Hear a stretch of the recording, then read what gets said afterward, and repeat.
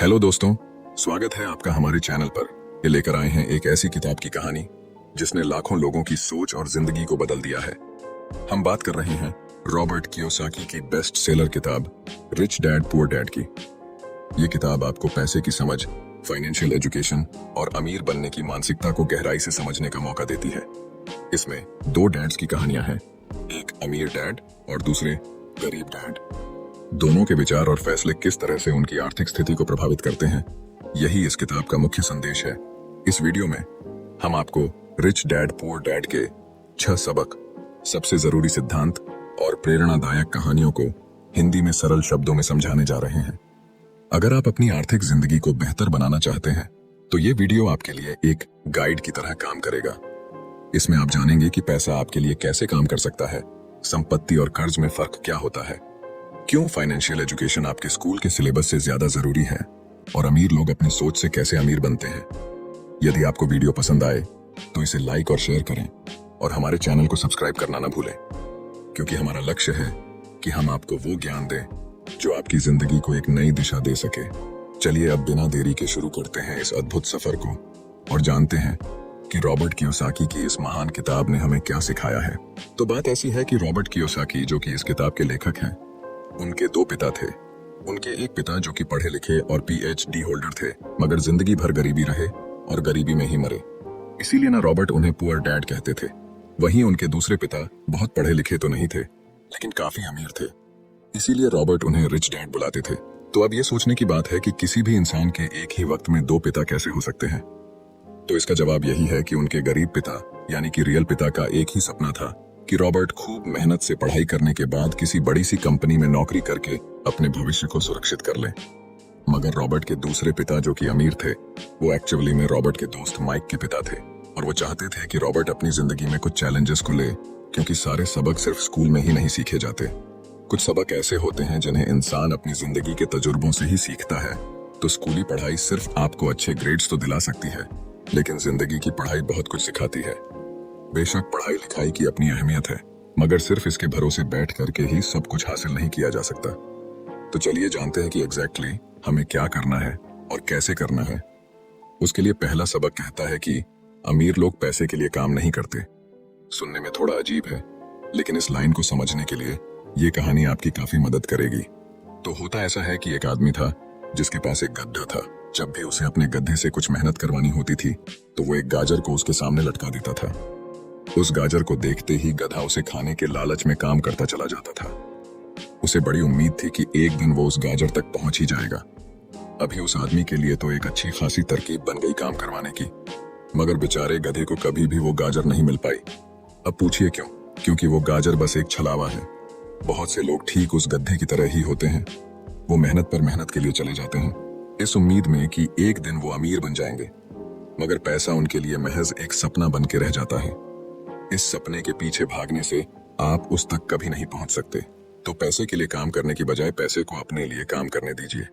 जब आप अमीर बनना चाहते हैं तो सिर्फ पैसे कमाने के लिए काम ना करें, क्योंकि जिस तरीके से हम अमीर बनने की राह में कदम बढ़ाते हैं, हमारा डर और लालच हम पर हावी होने लगता है कि कहीं हम गरीब के गरीब ही ना रह जाएं। बस इसी डर से हम और ज्यादा मेहनत करने में जुट जाते हैं। फिर हमारा लालच हम पर हावी होने लगता है। हम उन सारी खूबसूरत चीजों की कल्पना करने लगते हैं जो पैसे से हासिल की जा सकती हैं। अब यही डर और लालच हमें ऐसे चक्कर में उलझा देता है जो कि कभी भी खत्म नहीं होता। तो हम अब और मेहनत करते हैं कि और ज्यादा कमा सके, और फिर हमारा खर्च भी उसी हिसाब से बढ़ने लगता है। तो इसी को अमीर डैड राइट रेस कहते हैं।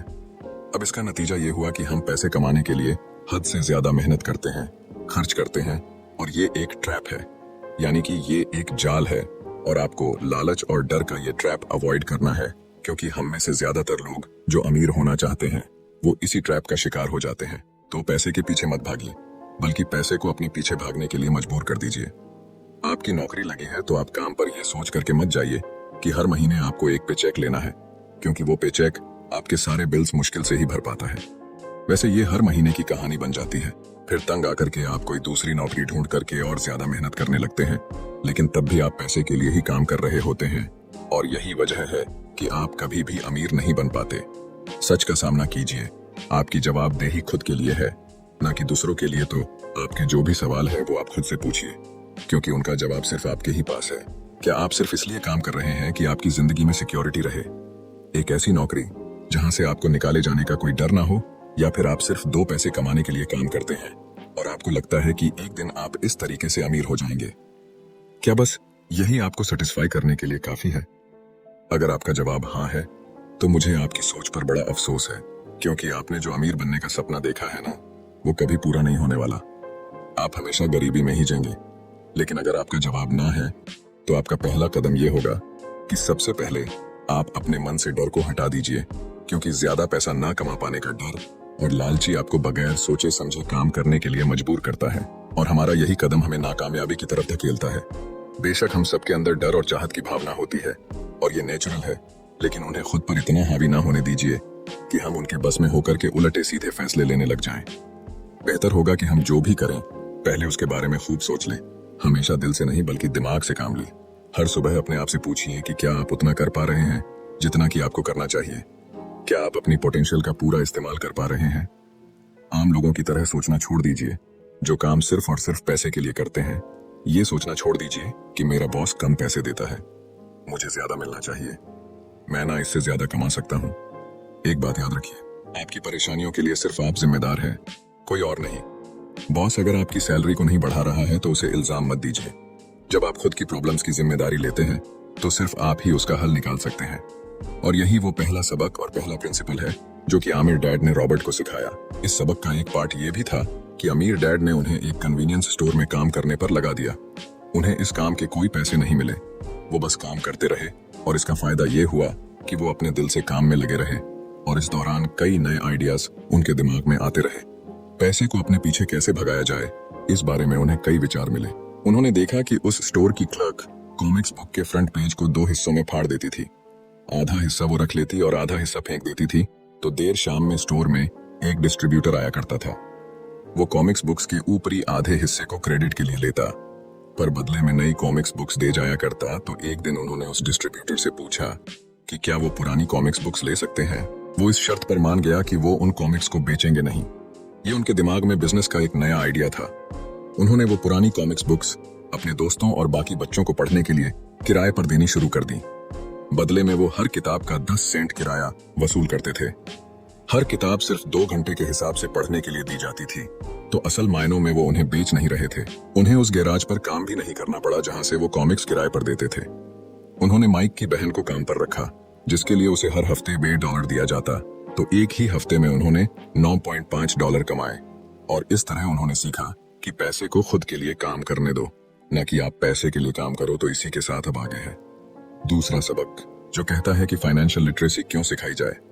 कहने का मतलब यह है कि 1923 यानी कि 1923 में एज वाटर बीच होटल शिकागो में एक मीटिंग हुई। दुनिया के बहुत से लीडर और बहुत ही अमीर बिजनेसमैन इस मीटिंग का हिस्सा बने।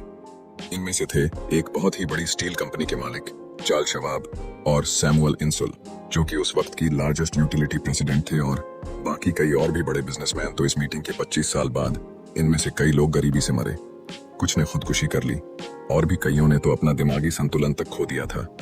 तो असल बात यह है कि लोग पैसे कमाने में इतने मशगूल हो जाते हैं कि वो ये खास बात सीखना भूल जाते हैं कि पैसे को रखा कैसा जाए। आप चाहे जितना मर्जी पैसा कमा लें, उसे बनाए रखना असली बात है। और अगर ये हुनर आपने सीख लिया तो अब किसी भी आड़े टेढ़े हालात, जो अक्सर कहा जाता है कि कोई इमरजेंसी आ गई या कोई अड्डी आ गई या कोई बुरा वक्त आ गया, तो आप उसका सामना आसानी से कर लेंगे। क्या हो सकता है कि अगर आप ठीक तरीके से प्लानिंग करें तो बुरा वक्त आए ही ना। वैसे लॉटरी में मिलियन जीतने वाले लोग कुछ सालों तक तो मजे से जीते हैं, मगर फिर वापस उसी पुराने हालात में पहुंच जाते हैं। तो अधिकतर लोगों के सवाल होते हैं कि अमीर कैसे बने या अमीर बनने के लिए क्या करें। इन सवालों के जवाब से अधिकतर लोगों को निराशा ही होती है, मगर इसका सही जवाब होगा कि पहले आप फाइनेंशियल लिटरेट बनना सीखें। देखिए, अगर आपको एम्पायर स्टेट बिल्डिंग खड़ी करनी है तो सबसे पहले आपको एक गहरा खड्डा खोदना पड़ेगा, फिर उसके लिए एक मजबूत नींव रखनी पड़ेगी।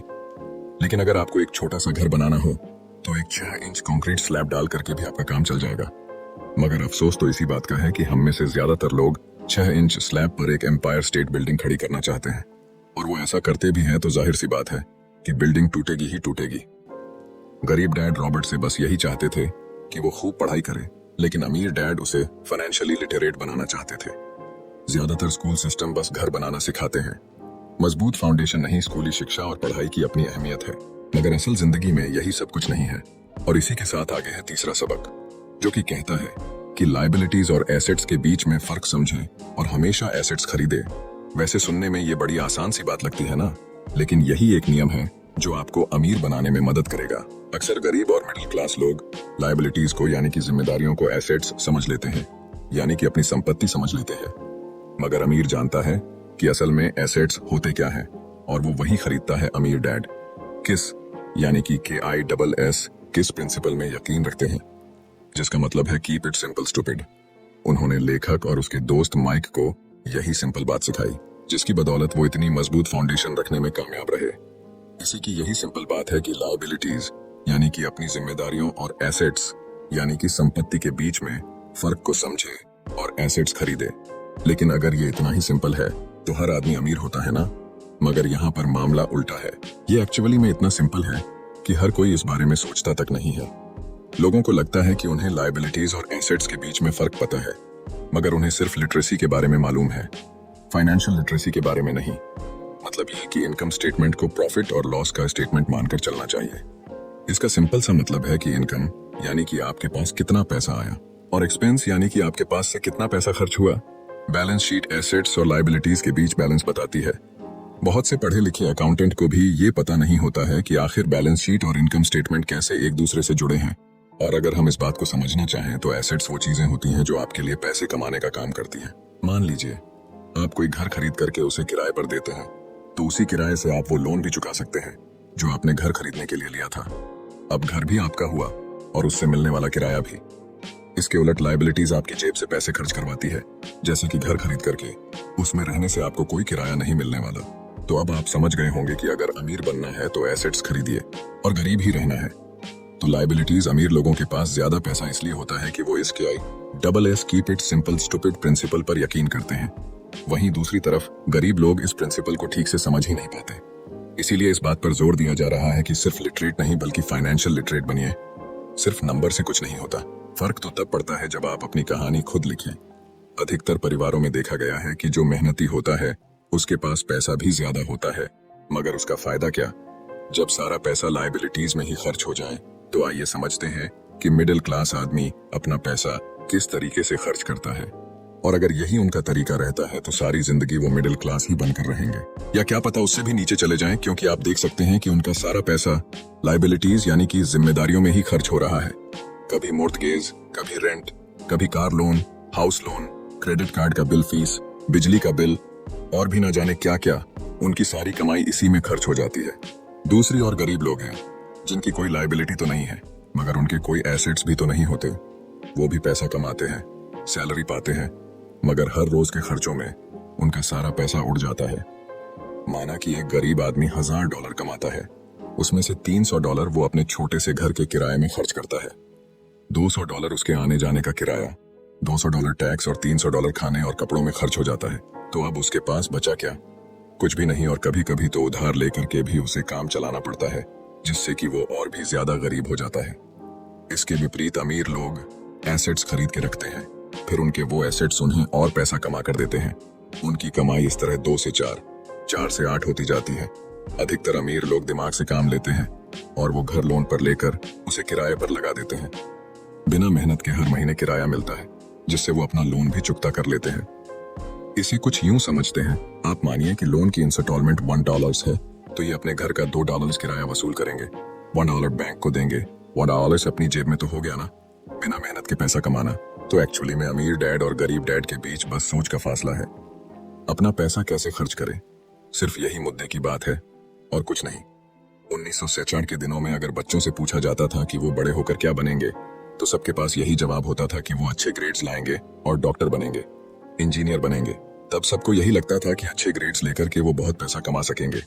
हालांकि उनमें से बहुत बच्चे आज बड़े होकर के डॉक्टर बन चुके हैं।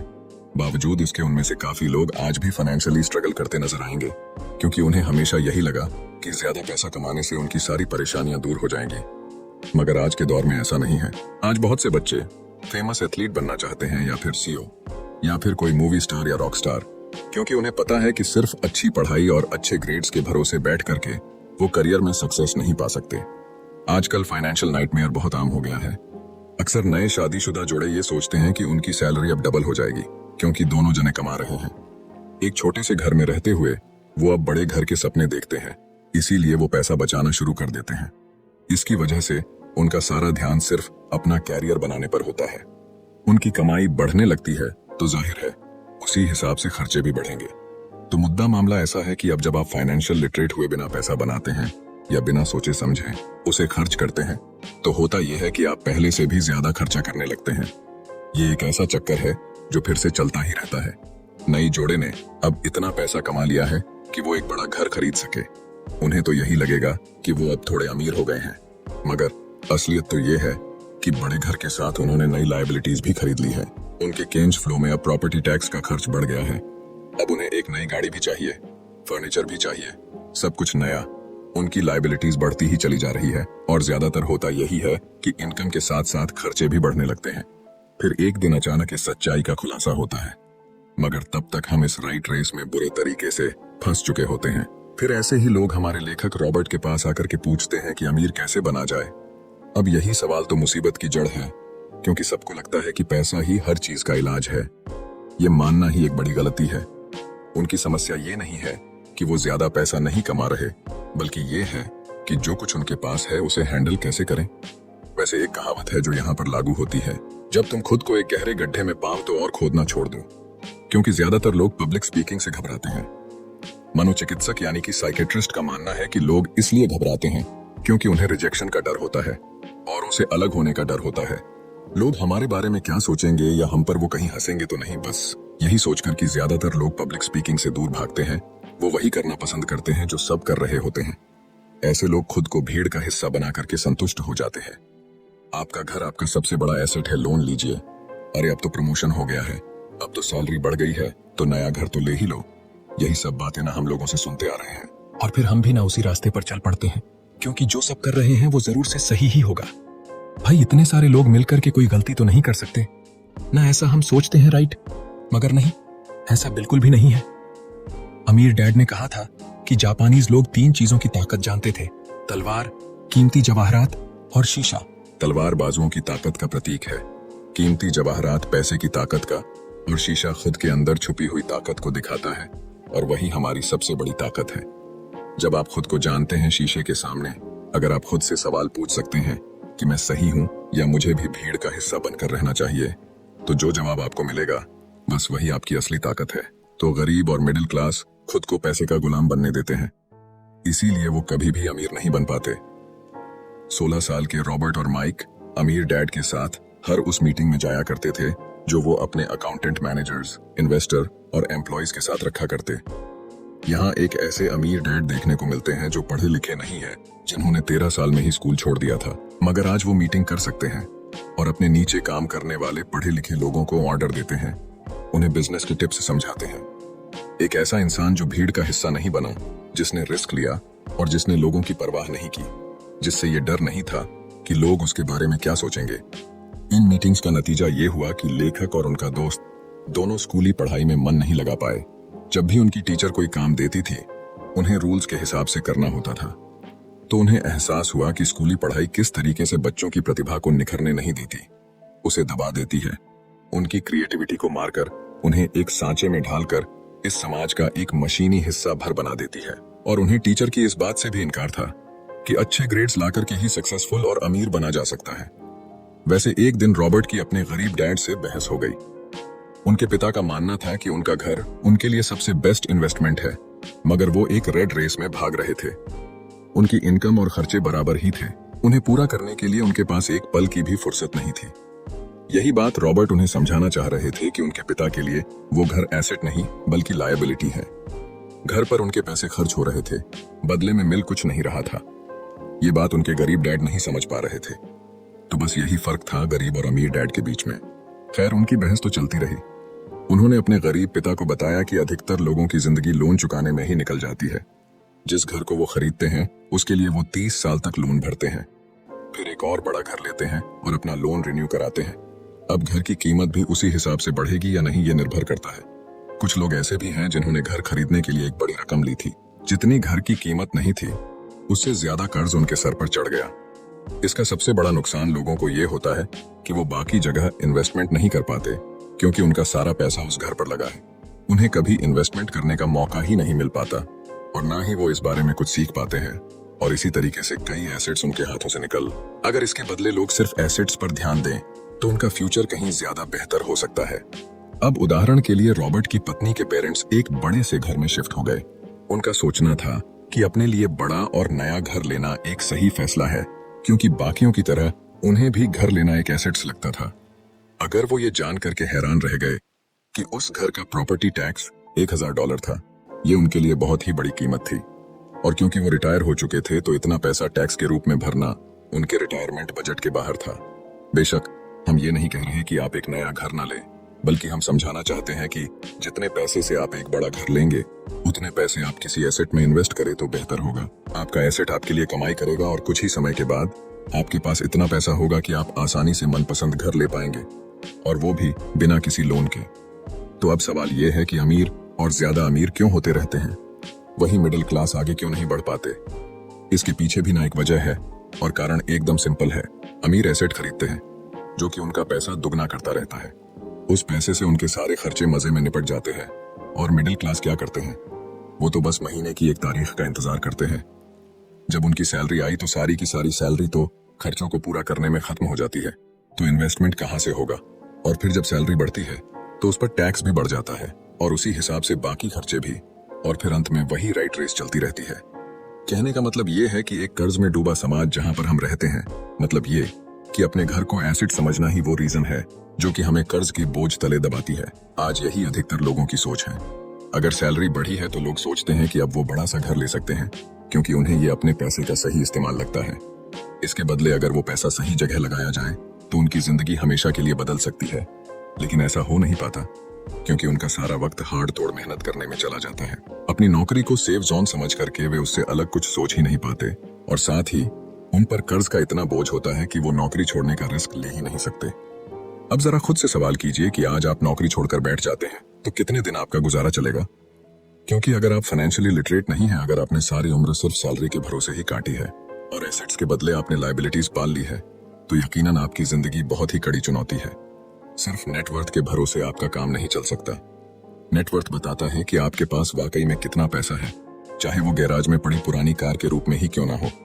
अब भले ही वो कार कुछ काम की ना हो, जबकि वेल्थ का मतलब है कि आपके पास जो पैसा है उससे आप कितना और पैसा कमा रहे हैं। जैसे कि मान लीजिए कि आपके पास कोई एसेट है जिससे हर महीने मुझे $3000 की कमाई हो जाती है, और हर महीने आपके $6000 खर्च होते हैं, तो मैं सिर्फ आधे महीने ही अपना गुजारा कर पाऊंगी। तो सोल्यूशन ये होगा कि अपने एसेट से मिलने वाले पैसे को आप बढ़ा दें। जब वो $6000 आपको मिलने लगेगा तो आप रातों रात अमीर नहीं हो जाएंगे, मगर इस तरह आप वेल्थी होने लगेंगे। अब अगर आप अचानक नौकरी छोड़ते भी हैं तो आपके एसेट्स आपका सारा खर्च कवर कर लेंगे। अब वेल्थी तभी बन पाएंगे जब आपके खर्च आपके एसेट्स की ग्रोथ से कम रहे, और इसी के साथ आगे है चौथा सबक, जो कहता है कि अपने काम से काम रखें। दुनिया की सबसे बड़ी फूड चैन मैकडोनाल्ड के फाउंडर रे क्रॉकनी एक MBA क्लास में की स्पीच थी। ये 1947 की बात है। उनकी ये स्पीच बड़ी ही शानदार थी। लोगों को प्रेरित करने वाले स्पीच के बाद जब MBA क्लास के स्टूडेंट्स ने कुछ वक्त उनके साथ बिताने की गुजारिश की तो वो उनके साथ बियर पीने चले गए। बातों बातों में रे ने अचानक एक सवाल किया कि क्या आप लोग जानते हैं कि मैं किस बिजनेस में हूं? अब ये बात तो सबको मालूम थी कि वो हैमबर्गर बेचते थे। इस बात पर वो हंसने लगे और बोले कि उनका असल बिजनेस तो रियल एस्टेट है, क्योंकि मैकडोनाल्ड के लिए हर लोकेशन का चुनाव सोच समझ कर किया जाता है। जहां उसकी फ्रेंचाइज बनाई जाती है वो जमीन भी साथ ही बेची जाती है। तो इसका सीधा सा मतलब है कि मैकडोनाल्ड की फ्रेंचाइज खरीदने वाले को वो जमीन भी खरीदनी पड़ती थी। तो इस तरीके से ये एक रियल एस्टेट बिजनेस भी हुआ। यही सबक अमीर डेंड ने रॉबर्ट को सिखाया कि अक्सर लोग खुद के लिए छोड़ करके बाकी सबके लिए काम करते हैं। वो टैक्स पे करके गवर्नमेंट के लिए काम करते हैं, वो उस कंपनी के लिए काम करते हैं जहां वो नौकरी करते हैं, बैंक का मॉर्टगेज देकर उसके लिए काम करते हैं, और ये सब इसलिए क्योंकि हमारा एजुकेशन सिस्टम ही ऐसा है। स्कूल हमें एम्प्लॉय बनना सिखाता है, ना कि एम्प्लॉयर। जो आप पढ़ते हैं वही आप बनते हैं। अगर आपने साइंस पढ़ी है तो डॉक्टर, मैथमेटिक्स पढ़ी है तो इंजीनियर, मतलब जो भी आपने पढ़ा है वो आप बने। अब मुसीबत तो ये है कि इससे छात्रों का कोई भला नहीं हो पाता, क्योंकि वो नौकरी और बिजनेस के बीच के फर्क में उलझ कर रह जाते हैं। जब कोई पूछता है कि आपका क्या बिजनेस है तो आपको ये नहीं बोलना चाहिए कि मैं तो एक डॉक्टर हूं या एक बैंकर हूं, क्योंकि वो आपका प्रोफेशन है, बिजनेस नहीं। कहने का मतलब ये है कि आप जो भी करते हैं उसे अपना बिजनेस बनाइए, नौकरी नहीं। अपनी सारी उम्र दूसरों के लिए काम करके उन्हें अमीर करने में बर्बाद ना करें, बल्कि खुद की जिंदगी को खुशहाल बनाने के लिए काम करें। बहुत से लोगों को इस बात का एहसास बड़ी देर से होता है कि उनका हाउस लोन उनकी जान ले रहा है, और फिर उन्हें लगता है कि जिसे वो एसेट मानने की गलती कर रहे थे, एक्चुअली कभी वो एसेट था ही नहीं। जैसे उन्होंने कार ली तो उससे जुड़े तमाम खर्चे उनकी लायबिलिटीज बन गई, तो उनकी मुसीबतें शुरू हो जाती हैं। इसीलिए तो हम एसेट कॉलम पर इतना ज्यादा जोर दे रहे हैं ना कि आपकी इनकम कॉलम पर, और यही फाइनेंशियली सिक्योर होने का सही तरीका है। आप कितने अमीर हैं ये जानने का सही तरीका नेटवर्थ इसलिए नहीं है, क्योंकि जब भी आप अपने एसेट बेचते हैं तो उन पर भी टैक्स लगता है। आपको उतना पैसा नहीं मिलता जितना कि आप सोचते हैं। आपके बैलेंस शीट के हिसाब से आपको जितना भी पैसा मिलेगा उस पर भी आपको टैक्स देना पड़ेगा। ये किताब आपको कभी ये सलाह नहीं देगी कि आप अपनी नौकरी छोड़ें। आप अपनी नौकरी करते रहिए और साथ ही एसेट्स भी खरीदते रहिए। और एसेट्स से मेरा मतलब है सही और असली मायने में एसेट्स। मैं ये नहीं कहूंगी कि आप कोई कार्ड लीजिए, क्योंकि वो मेरी नजर में एसेट्स यानी कि संपत्ति नहीं है, क्योंकि जैसे ही आप उसे चलाना शुरू करते हैं वो अपनी कीमत का 25% खो देती है।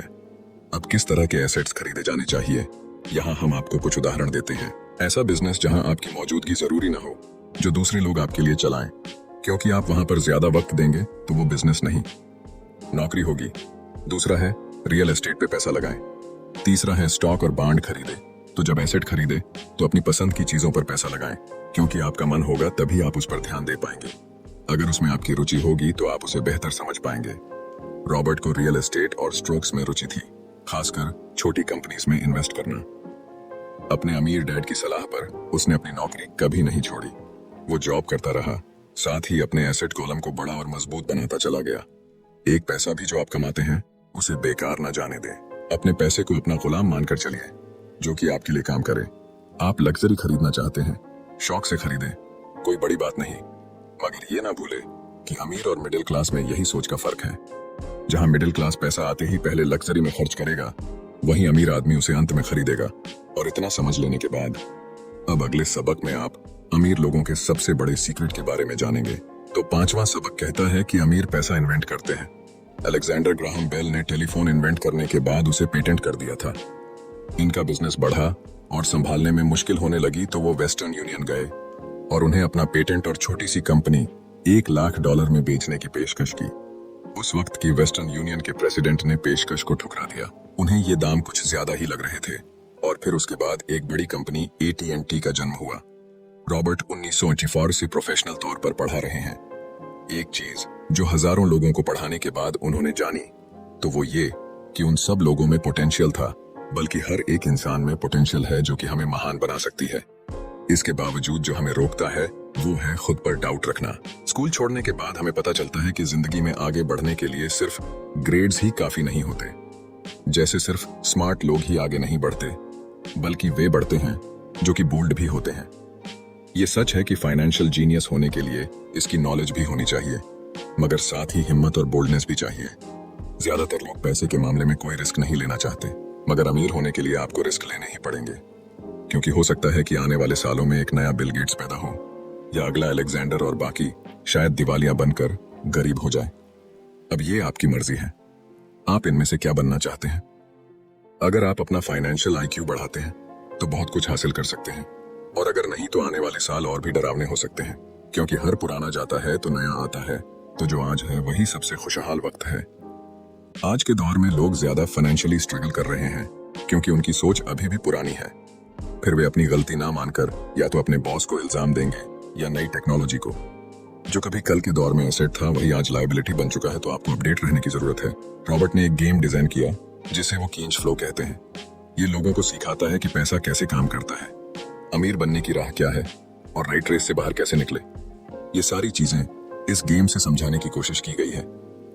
एक दिन एक औरत आई। गेम खेलने के दौरान उसने एक बोर्ड कार्ड जीता, जिसका मतलब था कि उसने उस गेम में एक बोर्ड जीती। वो औरत बड़ी खुश हुई, मगर जब उसे पता चला कि वोट लेने के लिए तो उसे एक बड़ी रकम टैक्स भरनी होगी, तो उसकी खुशी गायब हो गई। वो वोट उसके लिए अब एसेट नहीं बल्कि लायबिलिटी बन गई। उसे पता चला कि ऐसे तो ये वोट उसकी जान ही ले लेगी। उसे ये आइडिया समझ में ही नहीं आया और रिफंड की मांग की। उसे उसके पैसे वापस मिल गए, और वो चली गई। मगर बाद में उसने फोन करके बताया कि उसे अब गेम का आइडिया कुछ समझ में आने लगा था। वो उस गेम से अपनी लाइफ को जोड़ करके देख पा रही थी। पैसा कैसे काम करता है, इस बात को समझ ना पाने की वजह से उसका गुस्सा जायज था। हम भी अक्सर यही करते हैं, जो बात हमारी समझ से परे होती है उस पर गुस्सा आता है और हम जिंदगी की हर परेशानी के लिए उसे ब्लामे करना शुरू कर देते हैं। मगर अगर ठंडे दिमाग से सोचे तो ये तरीका एकदम गलत होगा। बेहतर होगा कि हम उन्हें समझने की कोशिश करें तो गेम ऑफ लाइफ जीत सकते हैं। बहुत से लोग केंज फ्लो गेम में खूब पैसा जीतते हैं, फिर उन्हें समझ ही नहीं आता कि उस पैसे का क्या करें तो वो हैरान होने लगते हैं। इसकी वजह है उनकी पुरानी सोच जो आगे नहीं बढ़ने देती और फिर वो बाद में सारा पैसा ही हार बैठते हैं। कुछ लोग कहते हैं कि वे हार गए क्योंकि उनके पास सही पत्ते नहीं थे। बहुत से लोग इस तरह जिंदगी में सही मौकों की तलाश में बैठे रहते हैं। कुछ लोग तो सही मौका मिलता भी है तो उसका फायदा नहीं उठा पाते क्योंकि वो कहेंगे कि उनके पास पैसा ही नहीं था। अब कुछ ऐसे भी होते हैं जिन्हें पैसा और मौका दोनों मिले, फिर भी वो कुछ हासिल नहीं कर पाए क्योंकि एक्चुअली में वो समझ ही नहीं पाए कि ये एक अपॉर्चुनिटी है। फाइनेंशियल इंटेलिजेंस का मतलब है कि आप पैसे को लेकर कितने क्रिएटिव हो सकते हैं। अगर आपको मौका मिलता है तो बगैर पैसे के आप क्या करेंगे, और अगर पैसा है मगर मौका नहीं तो उस सूरत में आप क्या करेंगे। ये सब आपकी फाइनेंशियल इंटेलिजेंस पर निर्भर करता है। ज्यादातर लोग इस बात का एक ही सोल्यूशन जानते हैं कि खूब मेहनत करके खूब पैसा कमाया जाए, लेकिन आपको सीखना है कि अपने लिए मौका कैसे पैदा किया जाए, न कि उसके इंतजार में बैठे रहे। सबसे खास बात अमीरों की जो है वो ये है कि उन्हें पता है कि पैसा असली चीज नहीं है। असली चीज है इसका सही मतलब जानना, ये जान लेना कि जो हमें चाहिए वो हम इससे बना सकते हैं। हमारा दिमाग हमारे लिए सबसे बड़ा एसेट होता है। यही हमें सुपर रिच बना सकता है या सुपर पुअर, निर्भर करता है कि हम कैसे इसका इस्तेमाल करें। जो लोग सफल हैं उनके साथ कदम मिलाकर चलना है तो आपको ये सीखना पड़ेगा कि पैसा बढ़ाने की चाहत को खुद के अंदर कैसे पैदा करें। आपको अपने सबसे बड़े एसेट यानी कि आपके दिमाग को इन्वेस्ट करने की जरूरत है। आपको फाइनेंशियली इंटेलिजेंट होना पड़ेगा। तो आइए इसे हम समझते हैं एक उदाहरण से। 1990 के दशक में एरिजोना और फिनिक्स के आर्थिक हालात बुरे चल रहे थे। वहां के लोगों को हर महीने $100 बचाने की सलाह दी जा रही थी। बुरे वक्त के लिए पैसा बचाने का विचार कुछ हद तक सही भी है, मगर उस पैसे का क्या फायदा जो आप जमा करते जाते हैं। इससे तो अच्छा है कि उनका कुछ हिस्सा इन्वेस्ट किया जाए जो कि आगे चलकर आपको फायदा दे। खैर, बात करते हैं एरिजोना और फिनिक्स के लोगों की जो आर्थिक तंगी झेल रहे थे। ऐसे में इन्वेस्टर को ये एक बढ़िया मौका लगा। लोग जो अपनी प्रॉपर्टी अपने पौने दामों में बेच रहे थे उसे कई इन्वेस्टर्स ने हाथों हाथ खरीद लिया। रॉबर्ट ने भी $75,000 की कीमत वाला एक घर सिर्फ $20,000 में खरीद लिया। इसके बाद उन्होंने अर्तोनी के ऑफिस में एक ऐड दिया, $75,000 वाला घर सिर्फ $60,000 में। बस इसे लेने के लिए ग्राहक टूट पड़े। रॉबर्ट का फोन बजना बंद ही नहीं हो रहा था कि ये पैसा उनको उस एसेट से मिलने जा रहा था जो उन्होंने प्राइमरी नोट के रूप में ग्राहक से लिया था, और उन्हें ये पैसा कमाने में केवल 5 घंटे लगे। उन्होंने जो $40,000 इन्वेंट करे वो उनके एसेट कॉलम से क्रिएट हुए थे और बगैर टैक्स के उन्होंने अचानक ही मिले एक मौके का फायदा उठाकर ये पैसा क्रिएट अपने इनकम कॉलम में ऐड कर लिए। कुछ सालों के बाद ही उनके इस बिजनेस ने इतना पैसा क्रिएट किया कि उनकी कंपनी की कार, गैस इंश्योरेंस, क्लाइंट के साथ डिनर ट्रिप और बाकी चीजें सब कवर हो गई। जब तक गवर्नमेंट उन खर्चों पर टैक्स लगाती, इनमें से ज्यादातर चीजें प्री टैक्स एक्सपेंसेस में खर्च हो चुकी थी। कुछ सालों के बाद ही जो घर $60,000 में बिका था अब वो $1,10,000 का था। अभी भी उनके पास कुछ मौके थे, मगर वो इतने कम थे कि उनके लिए रॉबर्ट को एक वैल्यूएबल एसेट लगाना पड़ता, और अपना वक्त भी तो वो आगे बढ़ गए। उन्हें अब नए मौकों की तलाश करनी थी। अब आप एक सवाल खुद से कीजिए, मेहनत करना भी बहुत मेहनत का काम है। 15% टैक्स भरिए और बाकी बचाइए। अब वो सेविंग्स आपको 5% इंटरेस्ट देगी और फिर उस पर भी आप और टैक्स भरें। इससे तो अच्छा होगा कि आप अपना पैसा और टाइम अपने सबसे पावरफुल एसेट यानी कि अपने दिमाग पर इन्वेस्ट करें और फाइनेंशियली इंटेलिजेंट बने। ये दुनिया कभी भी एक सी नहीं रहती, जो आज या कल नहीं होगा। कभी मंदी तो कभी तेजी का दौर चलता रहेगा। वक्त के साथ टेक्नोलॉजी और भी बेहतर होती जाएगी। आज मार्केट ऊपर है तो कल नीचे होगा। खासकर स्टॉक मार्केट तो हर रोज बदलता है, मगर इससे आपको क्या फर्क पड़ेगा। अगर आप फाइनेंशियली इंटेलिजेंट है तो क्योंकि आप तो हर हालात के लिए तैयार रहेंगे। आपको जिंदगी में बेशुमार मौके मिलेंगे जहां पर आप अपनी फाइनेंशियल इंटेलिजेंट का फायदा उठा सकते हैं। जरूरत है तो बस उन मौकों को लपकने की। अमूमन हम 2 तरह के इन्वेस्टर देख सकते हैं। पहले वो जो पैकेज इन्वेस्टमेंट खरीदते हैं, और ये काफी आसान और बगैर झंझट का काम है। दूसरे इन्वेस्टर अपने लिए खुद ही इन्वेस्टमेंट क्रिएट करते हैं। इनको आप प्रोफेशनल भी कह सकते हैं। जितना ये इन्वेस्ट करते हैं उससे कई गुना ज्यादा पैसा बना लेते हैं। अब अगर आप इस तरह के इन्वेस्टर बनना चाहते हैं तो आपको खास तौर पर इन 3 स्किल्स को समझने की जरूरत है। पहली, ऐसी अपॉर्चुनिटी ढूंढिए जो कि बाकी न ढूंढ सके। याद रहे कि आपका दिमाग वो देख सकता है जो बाकियों की आंखें भी नहीं देख पाए। दूसरा है, पैसा बढ़ाइए। जब पैसे की जरूरत पड़े तो मिडिल क्लास केवल बैंक जाता है, मगर दूसरे टाइप के इन्वेस्टर पैसा बढ़ाकर के कैपिटल रेस करते हैं। उन्हें हमेशा बैंक की जरूरत नहीं पड़ती। और आगे ये तीसरा, स्मार्ट लोगों को ऑर्गेनाइज कीजिए। इंटेलिजेंट लोग वो होते हैं जो अपने से ज्यादा स्मार्ट लोगों के साथ मिलकर के काम करते हैं। इसीलिए इन्वेस्ट करने से पहले अपनी इन्वेस्टमेंट एडवाइजर को चुनें। मुझे मालूम है कि ये सब आपके लिए कुछ ज्यादा है, मगर इसके रिवॉर्ड्स तो बड़े ही शानदार हैं। जिंदगी में रिस्क बहुत है, लेकिन उन्हें हैंडल करना सीख करके ही आप अमीर बन पाएंगे। और इसी के साथ आगे है 6वां सबक, सीखने के लिए काम करें, पैसे के लिए नहीं। तो बात ऐसी है कि एक बार एक जर्नलिस्ट ने रॉबर्ट का इंटरव्यू लिया था। रॉबर्ट उसके आर्टिकल पहले भी पढ़ चुके थे और उस जर्नलिस्ट के लिखने के स्टाइल से बहुत ही प्रभावित थे। इंटरव्यू जब पूरा हुआ तो उस जर्नलिस्ट ने रॉबर्ट को बताया कि वो एक मशहूर लेखिका बनकर उनकी ही तरह एक दिन फेमस होना चाहती है। तो रॉबर्ट ने उनसे पूछा, तो ऐसा क्या है जो उन्हें मशहूर होने से रोक रहा है? इस सवाल के जवाब में उस जर्नलिस्ट ने कहा, उनकी जॉब आगे नहीं बढ़ पा रही है। इस पर रॉबर्ट ने सुझाव दिया कि उस जर्नलिस्ट को कोई सेल्स क्लास ज्वाइन कर लेनी चाहिए। जर्नलिस्ट ने बताया कि उनकी एक दोस्त उन्हें पहले ही ये ऑफर दे चुकी है, मगर उन्हें ये छोटा काम लगता है। वो ये भूल गई थी कि रॉबर्ट खुद कभी सेल्स स्कूल जा चुके थे। तो इस बात का पॉइंट ये है कि अगर आपके पास कोई टैलेंट है जिसके दम पर आप कुछ पैसा कमाना चाहते हैं, तो आपका टैलेंट काफी नहीं होगा, क्योंकि उस टैलेंट को कैसे भुनाया जाए जब तक आप ये बात नहीं जानते, आपका टैलेंट यूं ही बेकार है।